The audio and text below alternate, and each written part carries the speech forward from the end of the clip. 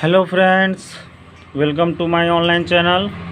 और आज जो मैं क्लास 10 मैथ का एक्सरसाइज 4.4 का क्वेश्चन नंबर जो है वो आपका 5 सॉल्व करने जा रहा हूँ। ये जो क्वेश्चन है, is it possible to design a rectangular park of perimeter 80 metre and area 400 metre, find its length and breath.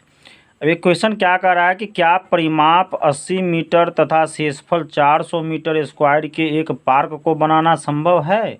यदि है तो उसकी लंबाई और चौड़ाई निकालिए। यानी जो पार्क है वो पार्क कैसा है? आयताकार पार्क है। ठीक है, तो आयताकार पार्क में हम लोग उसकी लंबाई और चौड़ाई निकालते हैं। तो इसके सॉल्यूशन में हम लोग चलते हैं। तो माना कि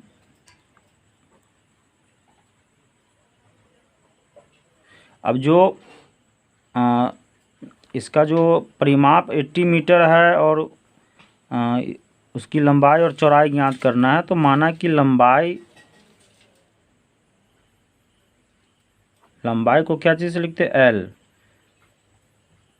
तो लंबाई इक्वल टू हम लोग मान लेते हैं x मीटर। ठीक है, तो चौड़ाई कितनी हो जाएगी? चौड़ाई को b से लिखते हैं, तो चौड़ाई कितनी हो जाएगी? अब चौड़ाई कितनी हो जाएगी इसको समझिए। परिमाप आपको 80 दिया गया हुआ है और आयत का जो परिमाप होता है वो 2 इंटू एल प्लस बी। तो 2 into L plus B equal to मान लो 80 हो गया। ठीक है, अब यहाँ पे तो एल प्लस बी क्या हो जाएगा? अर्ध परिमाप इसका क्या हो जाएगा? 80/2 यानी कि 40 हो जाएगा। तो एल प्लस बी 40 है, तो एल प्लस बी 40 है।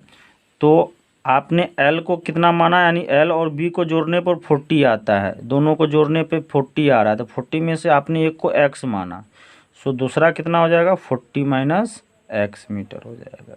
ठीक है, अब जो है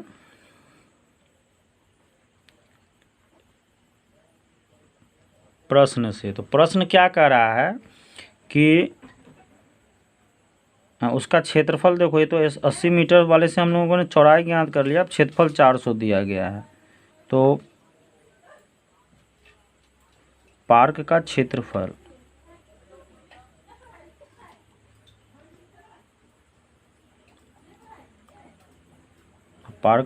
आपका कितना दिया हुआ है? 400 मीटर स्क्वायर। तो पार्क का क्षेत्रफल यानी आयत है, इसलिए लंबाई गुनी चौड़ाई हो जाएगा। तो 400 मीटर स्क्वायर। तो लंबाई आप कितना देख रहे हो? x। चौड़ाई कितना देख रहे हो आप लोग? 40 माइनस x। ठीक है, इक्वल टू आपका 400 मीटर स्क्वायर। अब x से मल्टीप्लाई करो तो ये हो जाएगा 40x minus x square equal to 400। तो इसको आप सही से लिखोगे तो क्या हो जाएगा? ये माइनस एक्स स्क्वायर और प्लस 40x और माइनस इधर ले आओ 400 इक्वल टू कुछ नहीं बचा उधर, सो 0। ठीक है, अब इसका माइनस आपको रिमूव करना है, सो माइनस कॉमन ले लेते हैं। तो अंदर का साइन क्या होगा? चेंज हो जाएगा ना, इक्वल टू 0। और माइनस उधर चला जाएगा 0 के उधर, तो 0 माइनस में हो या प्लस में कोई फ़र्क नहीं पड़ता है, वो तो 0 ही होता है। 0 का कोई साइन होता नहीं है। अब इसलिए हम लोग यहाँ डायरेक्ट 0 लिख दिया। अब देखिए ये द्विघात समीकरण के रूप में आ गया। तो ये जब आ गया तो हमको यहाँ तो कंडीशन कोई दिया नहीं है कि आप यही फार्मूला प्रयोग कीजिए, द्विघाती सूत्र प्रयोग कीजिए, या पूर्ण वर्ग विधि से बनाइए, या गुणनखंड से बनाइए, ऐसा दिया नहीं। तो आपको जो ईजी लगता है, मान लो गुणनखंड ईजी लगता है तो हम लोग गुणनखंड ले लेते हैं। तो फर्स्ट इंटू लास्ट करने पर आपको कितना आ जाता है? 400 और माइनस 40 लाना है। सो आप इसको जब तोड़ोगे तो माइनस 20x और माइनस 20x आराम से तोड़ सकते हो, माइनस 40 को दो संख्याओं में। तो अब ये दो ठो को हम लोग ग्रुपिंग करते हैं। ठीक है,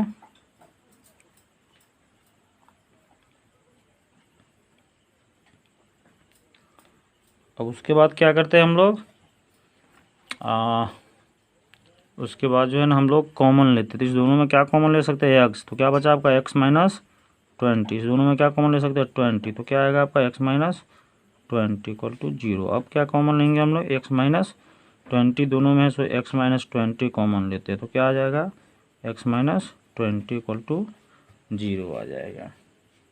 ओके। तो यदि x माइनस 20 इक्वल टू 0 तो x इक्वल टू आपका 20 आ जाएगा। और अगर तो आप क्या देखते हो कि यहाँ भी x माइनस 20 सेम ही चीज़ है, तो वो 20 ही आएगा। सो आपका x का वैल्यू कितना आ गया, 20 आ गया। तो आपको निकालना क्या है कि लंबाई और चौड़ाई। अतः पार्क की लंबाई, पार्क की लंबाई को कितना माना था आप लोगों ने, x मीटर माना था। सो x का वैल्यू 20 है, सो 20 मीटर। और पार्क की चौड़ाई, तो पार्क की चौड़ाई को आपने कितना माना है, 40 माइनस x मीटर।